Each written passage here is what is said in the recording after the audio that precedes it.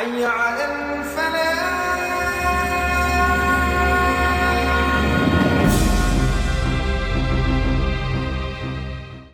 Assalamualaikum warahmatullahi wabarakatuh. Bismillah, walhamdulillah, wassalatu wassalamu ala rasulillah wa ala alihi wa sahbihi wa mawalah. Alhamdulillah, saya bersama keluarga dari kota suci Makkah Al-Mukarramah saat ini ada dalam keadaan sehat walafiat. Dan semoga saudara-saudara kami tercinta di Indonesia senantiasa dalam keadaan sehat walafiat dan dilindungi oleh Allah Subhanahu wa taala dari segala musibah, serta semoga Allah Subhanahu wa taala segera mengangkat wabah corona dari kita punya negeri sehingga kehidupan kembali normal seperti biasa. Amin ya rabbal alamin.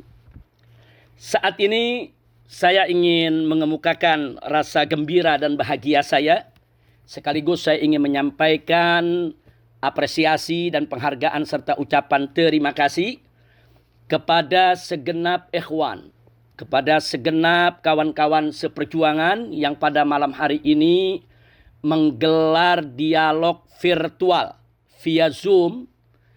Dan secara khusus saya sampaikan apresiasi, penghargaan dan terima kasih ini kepada semua rekan-rekan dari FPI, GNPF Ulama, PA 212, FUI, AKL, MIUMI, Majelis Az-Zikra, Wahdah Islamiyah, begitu juga semua rekan-rekan dari MPUII, dan tidak ketinggalan juga para sahabat dari HRS Center yang selama ini aktif memberikan dan mengirimkan saya aneka ragam berkas dokumen yang berkaitan dengan perkembangan aneka ragam kebijakan di negara kita tercinta Republik Indonesia.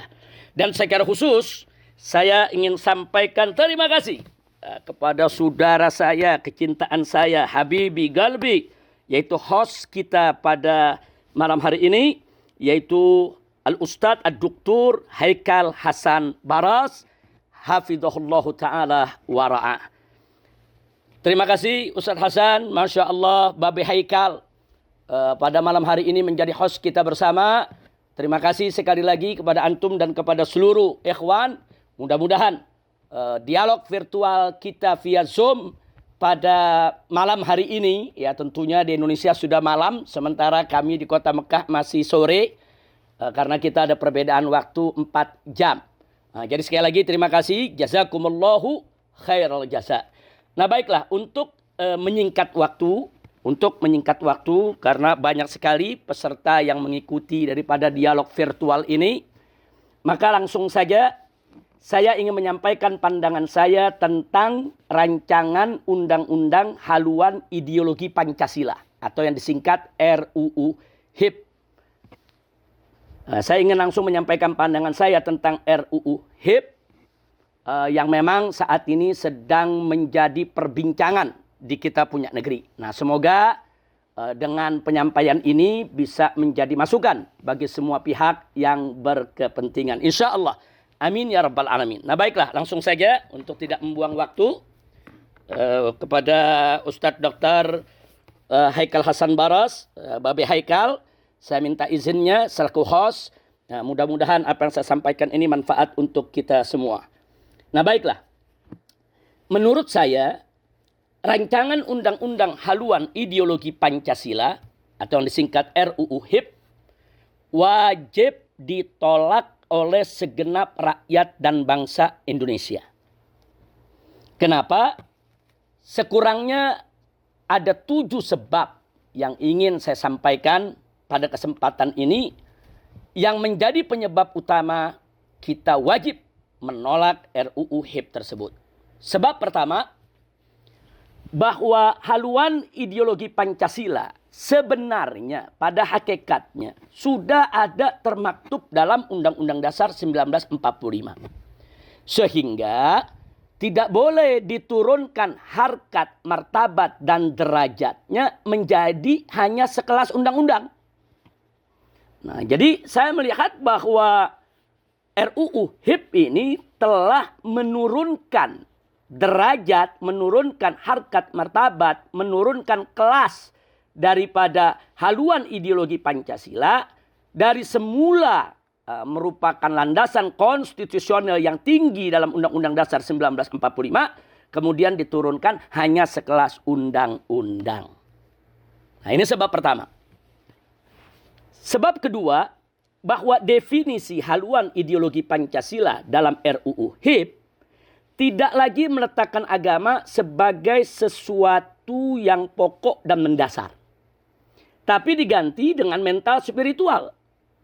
Bahkan dalam RUU HIP pasal 7 ayat 2 ada upaya memeras Pancasila menjadi trisila atau 3 sila, yaitu sosio-nasionalisme dan sosio-demokrasi serta ketuhanan yang berkebudayaan.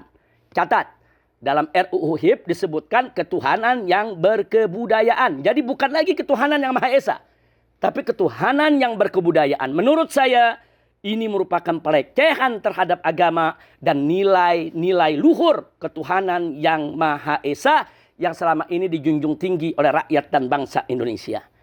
Lalu selanjutnya dalam RUU HIP masih pasal 7 ayat ketiganya, trisila diperas lagi menjadi ekasila atau satu sila saja, yaitu gotong royong. Sehingga ketuhanan yang Maha Esa dibuang sama sekali dan tidak lagi menjadi acuan dalam kehidupan berbangsa dan bernegara.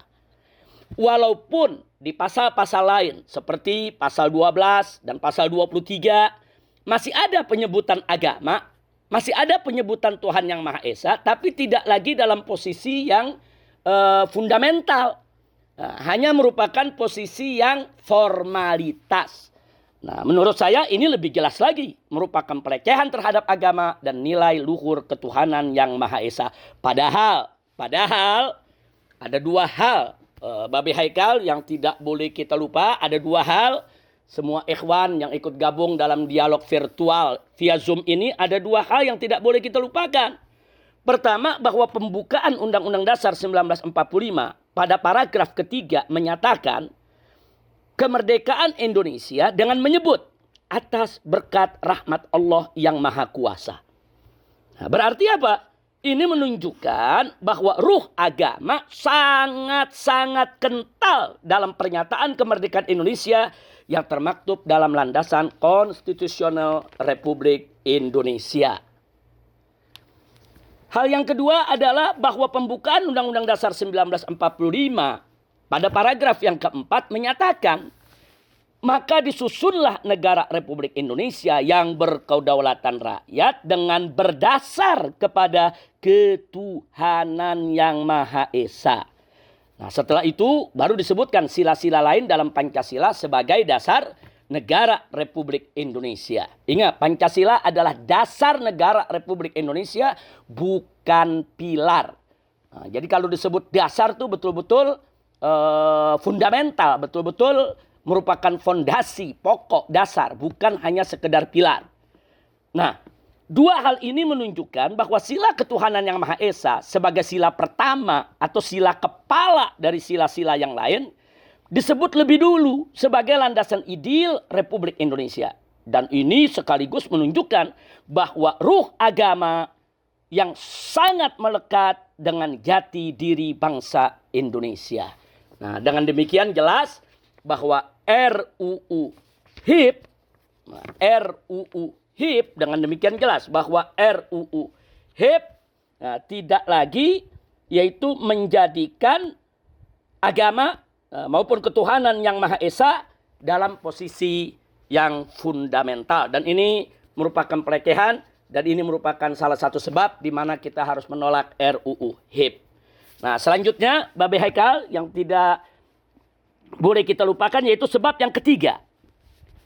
Sebab yang ketiga bahwa dalam RUU HIP pasal 5 ayat 1 menyatakan bahwa sendi pokok Pancasila adalah keadilan sosial. Nah, ini ditulis secara letterlek, saya bacakan, tertulis, termaktub dalam RUU HIP pasal 5 ayat 1 yang bunyinya sendi pokok Pancasila adalah keadilan sosial. Nah, saya ingin menyampaikan sekaligus ingin mengingatkan diri saya maupun segenap kawan-kawan dan seluruh bangsa Indonesia bahwa redaksi ini sendi pokok Pancasila adalah keadilan sosial. Ini mirip persis dengan manifesto PKI yang pernah digariskan oleh gembong PKI yaitu DN Aidit pada tahun 1963. Di mana DN Aidit menyatakan bahwa urat tunjang Pancasila maksudnya sendi pokok atau intisari Pancasila menurut PKI adalah keadilan sosial, bukan ketuhanan yang Maha Esa. Nah, jadi di sini ingin saya ingatkan bahwa RUU HIP secara terang-terangan telah mengadopsi redaksinya mirip persis dengan manifesto PKI yang pernah disebarluaskan oleh gembong PKI DN Aidit pada tahun 1963. Nah, padahal dalam batang tubuh UUD 1945 pasal 29 ayat 1 dinyatakan bahwa negara berdasar ketuhanan yang Maha Esa. Nah, dan jadi jelas bahwa berdasarkan landasan konstitusional Republik Indonesia, baik melalui pembukaan maupun batang tubuhnya, bahwa dasar negara Indonesia adalah Pancasila sebagai landasan ideal dan intisarinya adalah ketuhanan yang Maha Esa. Sehingga hanya sila pertama saja yang berhak untuk dikatakan sebagai urat tunjang Pancasila atau dikatakan sebagai sendi pokok Pancasila, bukan yang lainnya. Nah, oleh karenanya, tafsir dan pengamalan sila-sila yang lain dalam Pancasila tidak boleh keluar dari nilai-nilai luhur sila pertama sebagai sila kepala, yaitu sila ketuhanan yang Maha Esa.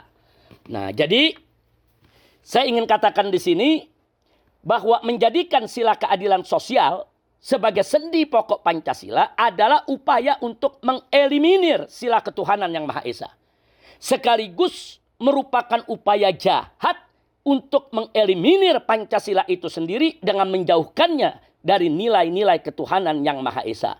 Nah, oleh karena itu tidak berlebihan kalau saya ingin katakan di sini bahwa RUU HIP telah kemasukan ideologi PKI. Jadi agenda PKI itu sudah masuk dalam RUU HIP. Ini bukan konon katanya, ini bukan isu atau rumor, tapi ini fakta yang bisa kita buktikan secara ilmiah. Nah, ini sebab ketiga. Nah, kemudian kita melanjutkan lagi. Sebab keempat. Nah, sekarang sebab yang keempat. Bahwa RUU HIP tidak memuat TAP MPRS nomor 25 tahun 1966 tentang pembubaran dan pelarangan PKI serta pelarangan penyebaran paham komunisme, Leninisme, dan Marxisme. Padahal TAP MPRS nomor 25 tahun 1966 merupakan konsideran, merupakan pertimbangan penting bagi RUU HIP untuk melindungi Pancasila dari rongrongan PKI dan segala pahamnya. Dan selama ini kita sudah tahu, sudah menjadi rahasia umum bahwa PDIP dan anak keturunan PKI paling getol menyuarakan tuntutan penghapusan TAP MPRS nomor 25 tahun 1966 tersebut. Jadi artinya di sini ada benang merahnya, ada korelasinya. Selama ini anak keturunan PKI bersama PDIP getol menuntut penghapusan TAP MPRS nomor 25 tahun 66 tentang larangan PKI, karena selama ini tidak pernah berhasil, akhirnya mereka melakukan strategi lain, yaitu dengan memasukkan manifesto PKI lewat rancangan undang-undang HIP yang kita sedang bicarakan ini. Nah, jadi sekali lagi kita nggak kaget, pantas. Kenapa TAP MPRS nomor 25 tahun 1966 tidak dijadikan konsideran, tidak dijadikan pertimbangan di dalam RUU HIP ini? Karena memang RUU HIP ini sudah kemasukan daripada agenda atau manifesto PKI yang sudah disiapkan sejak lama. Nah, kemudian sebab yang kelima. Nah, maaf Babe Haikal, memang agak panjang ini, dan kepada kawan-kawan yang lain kalau agak panjang saya minta maaf. Karena memang persoalan ini sangat urgent sekali, kita tidak bisa membahasnya secara sembarangan. Nah, langsung saja untuk lebih menyingkat waktu, sebab yang kelima. Nah, sebab yang kelima, kita ingin membuktikan bahwa adanya benang merah, adanya keterkaitan atau adanya hubungan antara RUU HIP dengan agenda PKI. Nah, itu bisa terlihat jelas di mana pada saat ini yang menjadi sebab kelima, bahwa Ketua Panja RUU HIP adalah anggota DPR RI dari PDIP yang bernama Ripka Ciptaning. Nah, Ripka Ciptaning ini patut diduga kuat bersama komplotannya di DPR RI yang memasukkan manifesto PKI ke dalam RUU HIP. Nah, indikasinya apa? Indikasinya pertama, bahwa Ripka adalah pengarang 2 buku kontroversial yang membela PKI. Nah, yang pertama buku berjudul Aku Bangga Jadi Anak PKI, dan yang kedua adalah buku yang berjudul Anak PKI Masuk Parlemen. Nah, di mana dalam kedua buku ini keberpihakannya, pembelaannya terhadap ideologi PKI sangat jelas sekali. Bahkan pemutarbalikannya terhadap sejarah PKI itu sendiri juga dilakukan dalam kedua buku tersebut. Nah, kemudian yang kedua, bahwa Ripka dalam sejumlah wawancara terekam, tersebar, viral di YouTube dan di medsos-medsos lainnya, bagaimana Ripka menyatakan secara terbuka bahwa PKI adalah korban Orde Baru dan TNI adalah pelaku kejahatan yang membantai PKI. Nah, jadi kita bisa lihat siapa Ripka Ciptaning ini. Jadi jelas bahwa Ripka dan kawan-kawan punya agenda PKI yang disusupkan dalam RUU HIP. Sekali lagi, ini bukan hoax, tapi ini fakta. Ini bukan isu atau rumor, tapi ini bisa kita buktikan dengan indikasi-indikasi kuat yang tidak terbantahkan. Dan yang ketiga, bahwa Ripka dalam ragam wawancara persnya juga mengakui secara terbuka bahwa keluarga dan anak keturunan PKI yang dia memperkirakan ada 20 juta orang, kata dia semuanya menyalurkan aspirasi politiknya ke PDIP. Dan dia juga mengakui bahwa para politisi dari generasi muda anak keturunan PKI rame-rame masuk ke PDIP. Hingga bisa menjadi anggota dewan, bisa menjadi pejabat dari pusat sampai ke daerah. Jadi dengan demikian, saya bisa katakan memang Ripka dan kawan-kawan sedang jalankan agenda PKI. Ini sebab kelima. Jadi dengan adanya Neo PKI duduk, yaitu sebagai ketua panja RUU HIP, ya kita tidak kaget kalau RUU HIP itu kurang lebih yang menjadi manifesto Neo PKI di zaman sekarang ini. Karenanya wajib kita tolak. Nah, kemudian sebab yang keenam, bahwa banyaknya anggota DPR RI, khususnya dari PDIP, saya garis bawahi, khususnya dari PDIP, yang selama ini selalu membela PKI dan menjadikan PKI sebagai korban Orde Baru, serta sering terlibat dalam acara reuni keluarga PKI dengan istilah temu kangen di berbagai daerah, dengan dalih kunjungan kerja, yaitu kunker DPR RI. Seperti yang dilakukan salah satu politisi PDIP, yaitu dia Pitaloka dan kawan-kawan di Banyuwangi dan daerah lainnya sejak beberapa tahun yang lalu. Nah, ternyata mereka-mereka ini juga semua terlibat dalam panja RUU HIP. Mereka ini semua juga terlibat di dalam penyusunan RUU HIP. Nah, jadi keterkaitan RUU HIP dengan agenda PKI, dengan manifesto PKI tidak terbantahkan lagi. Ini merupakan indikasi kuat bahwa memang Neo PKI sudah dan sedang bergerak untuk bangkit dengan segala macam cara, termasuk bagaimana mereka menghasilkan suatu undang-undang yang bisa menjadi pintu gerbang untuk mereka bangkit kembali.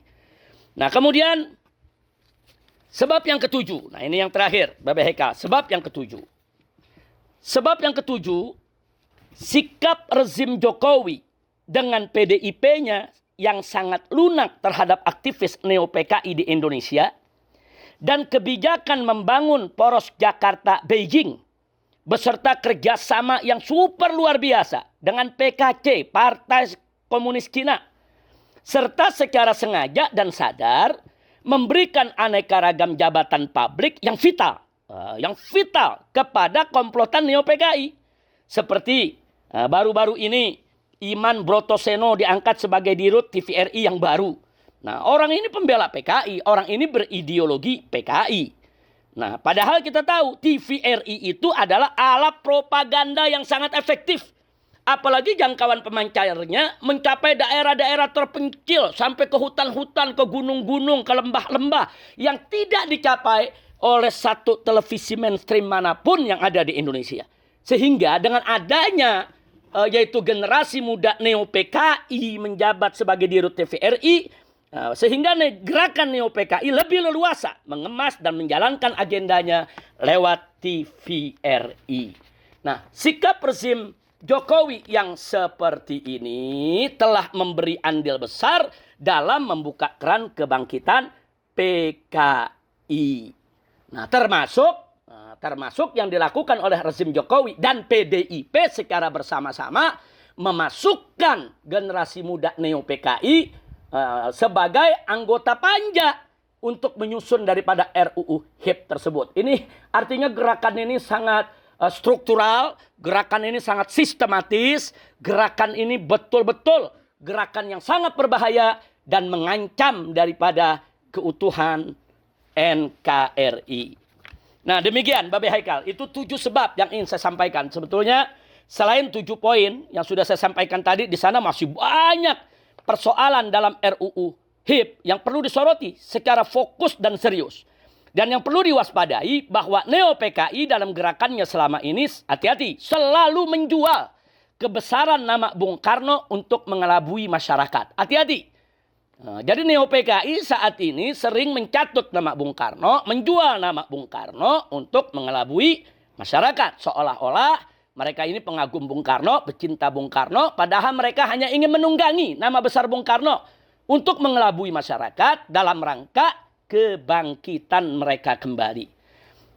Ala kulihal, jadi jelas sudah yang ingin saya sampaikan di sini bahwa RUU HIP yang ada saat ini bukan membangun ideologi Pancasila sebagaimana mestinya, melainkan hanya merusak ideologi Pancasila, bahkan cenderung menjadikan Pancasila sebagai mitos yang diberhalakan, sebagai mitos dan sebagai berhala yang tentunya bertentangan dengan ajaran agama, sehingga ke depannya RUU HIP itu kalau dijadikan undang-undang akan lebih memuluskan pengembangan ideologi anti agama seperti ideologi ateisme, komunisme, marxisme, dan leninisme dan lain sebagainya yang justru semua itu sudah sejak lama dilarang di negara Kesatuan Republik Indonesia. Nah, demikian Babe Haikal. Jadi kesimpulan dari apa yang sudah saya sampaikan dari 7 poin tadi, bahwa HIP yaitu rancangan undang-undang haluan ideologi Pancasila adalah bagian dari agenda Neo PKI sehingga wajib ditolak oleh segenap rakyat dan bangsa Indonesia. Bukan hanya oleh umat Islam, oleh seluruh rakyat dan bangsa Indonesia apapun suku, budaya, dan agamanya. Sebab komunis itu, PKI itu musuh agama, musuh bangsa, musuh negara, musuh budaya. Jadi jangan dikerdilkan kalau ini hanya persoalan umat Islam saja. Tidak, ini persoalan rakyat dan bangsa Indonesia. Seluruh rakyat dan bangsa Indonesia, apapun suku, budaya, agamanya, harus terlibat menjaga keutuhan NKRI dengan menolak daripada agenda Neo PKI yang disebut sebagai RUU haluan ideologi Pancasila tersebut.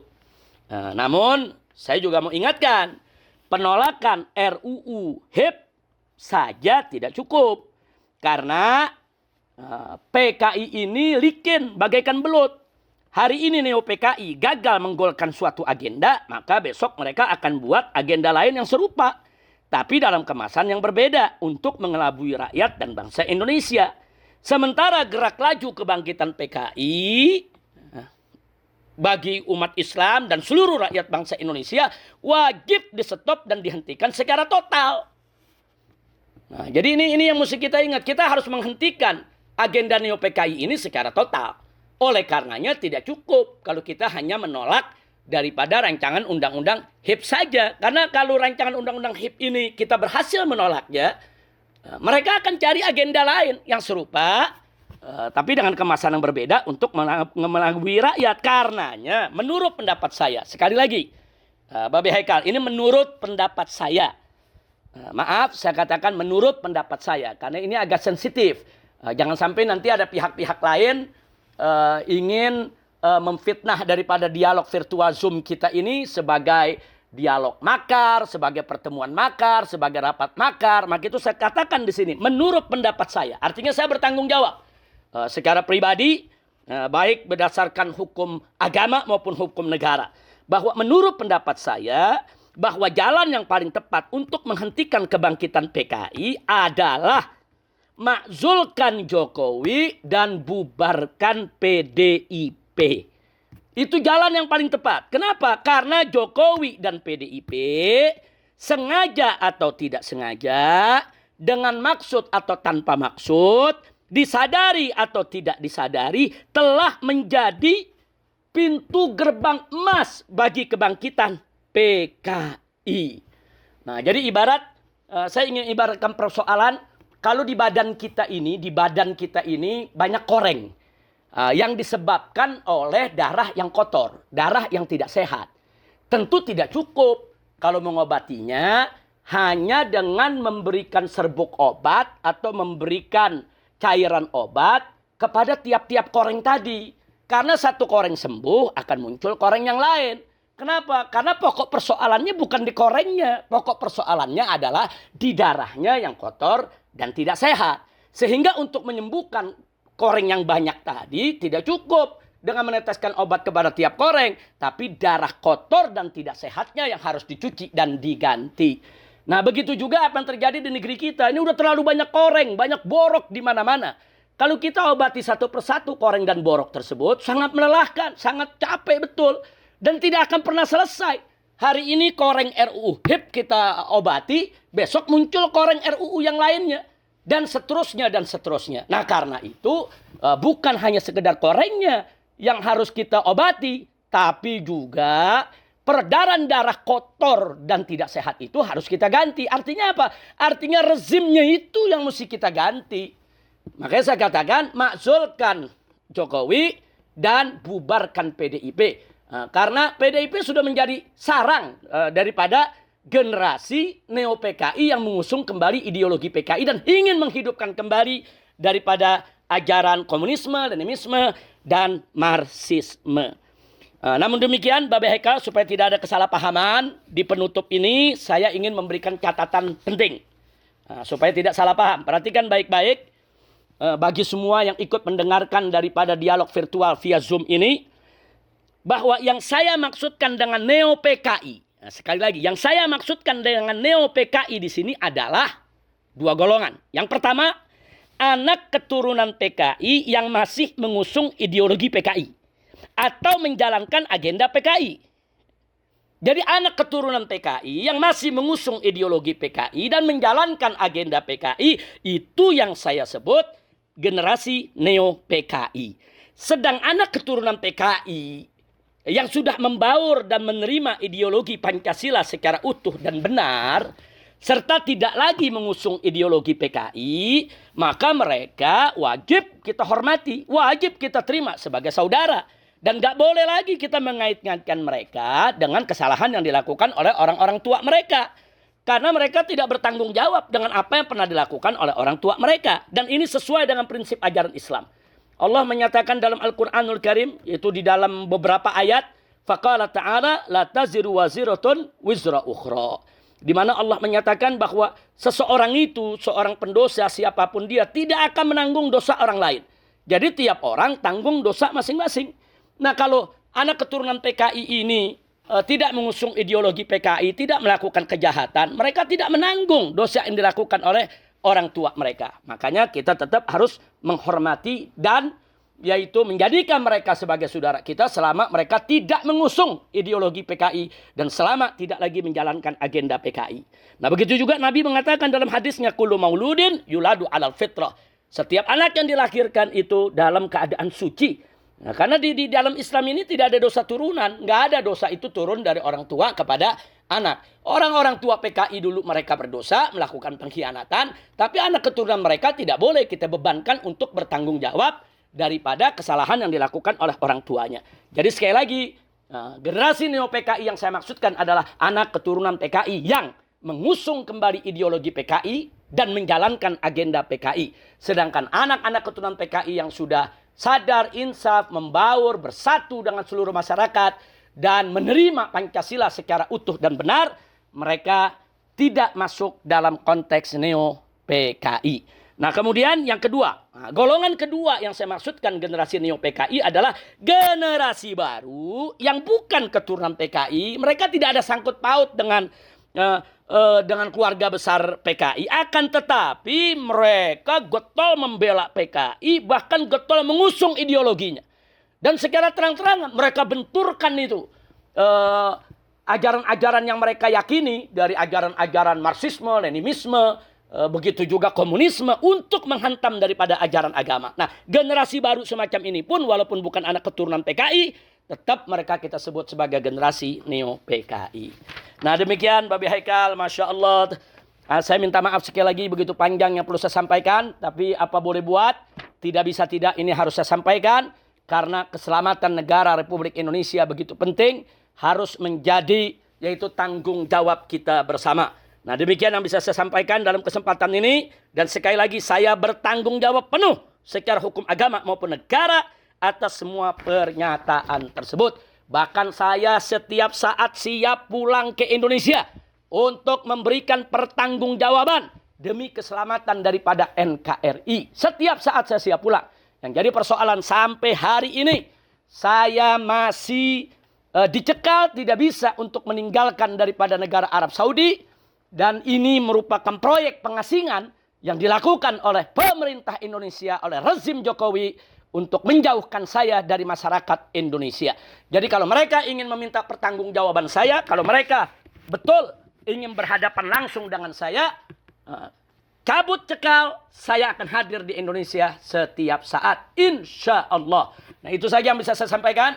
Terima kasih Babi Haikal. Sekali lagi saya bertanggung jawab tentang apa yang saya sampaikan pada hari ini. Dan mudah-mudahan Babi Haikal, begitu juga kawan-kawan dari semua ormas yang ada, senantiasa dalam perlindungan Allah Subhanahu wa Ta'ala. Dan insya Allah dalam waktu dekat kita akan berkumpul kembali di Indonesia. Dan kita akan berjuang kembali bersama seluruh rakyat Indonesia untuk menyelamatkan NKRI dari gerakan-gerakan PKI dan yang sejenisnya yang ingin menghancurkan NKRI. Kita harus selamatkan NKRI. Kita harus berjuang bersama untuk membela agama, bangsa, dan negara. Sekian yang bisa saya sampaikan. Terima kasih atas waktu yang diberikan. Terima kasih atas perhatian semua. Dan mohon maaf atas segala kesalahan kekurangannya. Dan rasanya untuk Babi Haikal, begitu juga kawan-kawan semua di dialog virtual via Zoom ini, belum terlambat kalau saya sekali lagi mengucapkan minal aidin wal faizin wa kula amin wa antum bikhair. Itu saja dari kota suci Makkah Al-Mukarramah. Wassalamualaikum warahmatullahi wabarakatuh.